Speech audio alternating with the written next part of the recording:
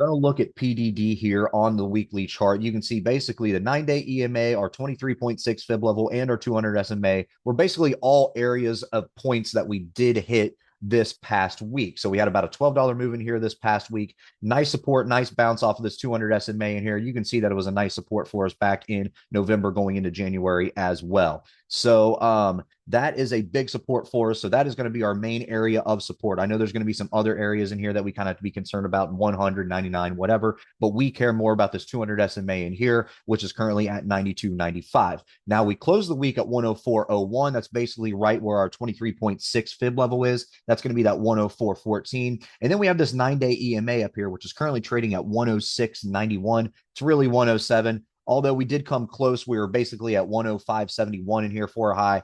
Close enough. That is going to be an area for us. That is going to be a resistance, that 9-day EMA. So depending on where that ends up this next week, that is going to be a resistance for us above that 104 that we're currently trading at. Now, anything above the 9-day EMA, we're going to be looking up here at this 114. And if we go to the daily chart, you can actually see what's going to happen as we get closer to that. You have a gap in here we have to fill to the 112s. So as we, if we can confirm a hold of the 104s, consolidate here, work our way up to this gap fill at the 112s, then we're going to be at the 114, which is going to be where your 200 SMA is.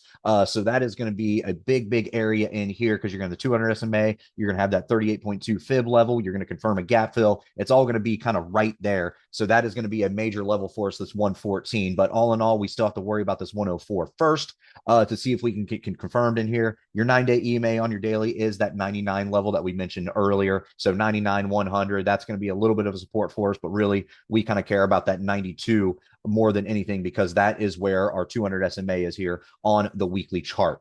Now, our IV ranking here is at 35. Obviously, a little bit of a collapse in your implied volatility this week. We have earnings coming up at the end of May, so don't have to worry about any earnings run or any kind of news-based things like that. Just kind of stick with the technicals in here, watch your RSI, watch your MACD, and then look at the volatility in your options chain.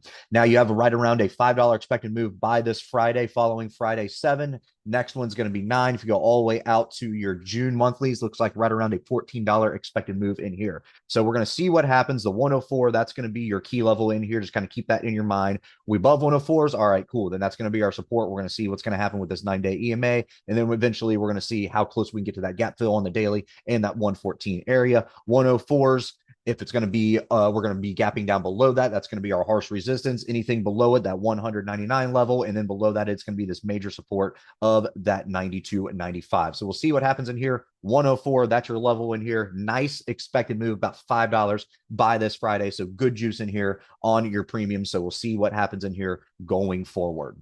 All right, guys, if you like this video, make sure to check us out on all of our social media. We also have a Discord service if you are interested, and you can find all of our socials in the description below.